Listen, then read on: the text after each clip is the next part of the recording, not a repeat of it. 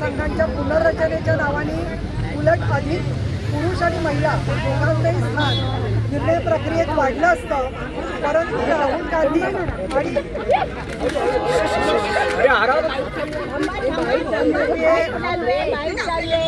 मला तर असं वाटतं की कालच्या लोकसभेमध्ये सगळी जी व्यूहरचना करण्यात आली आहे त्याच्यामधून हे स्पष्ट झालं की त्यांचा विरोध हा महिला आरक्षणालाच होता. कारण याच्यापूर्वी पण मुलायमसिंह यादव आणि त्यांच्या कंपूने टोळीने अनेक वेळेला हे विधेयक, आम्ही तसा त्यांचा फोटो फाडला, त्याच्यापेक्षाही वाईट म्हणजे लोकसभेमध्ये तुकडे करून सगळ्यांवरती भिरकावलेले होते. आणि असं होऊ नये या दृष्टीने नारी शक्ती वंदन विधेयकाच्या वेळेला एक मताने हे विधेयक मंजूर होऊन सुद्धा सातत्याने खोटा प्रचार केला गेला की दक्षिणेकडच्या राज्यांची संख्या कमी होईल आणि त्यांच्यावर अन्याय होईल.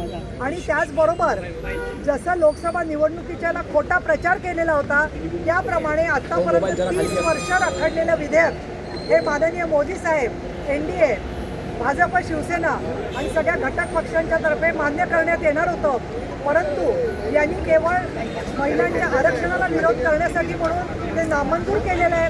महिलांची मतं घ्यायचा त्यांना कुठलाही अधिकार नाही.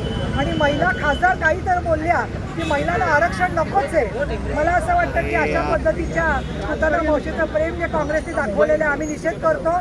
आमचे नेते श्रीकांत शिंदे यांनी स्पष्टपणे या विधेयकाचं समर्थन केलेलं आहे. आणि मला तर असं वाटतं फ्लोअर मॅनेजमेंट करायला महाराष्ट्रामध्ये जसं देवेंद्र फडणवीस आणि एकनाथ शिंदे हे बहुमत सिद्ध करू शकले तसं त्यांना जर का जबाबदारी दिल्लीत मदतीसाठी घेतलं असतं तर हे विधेयक नक्की मंजूर झालं असतं असं मला वाटतं.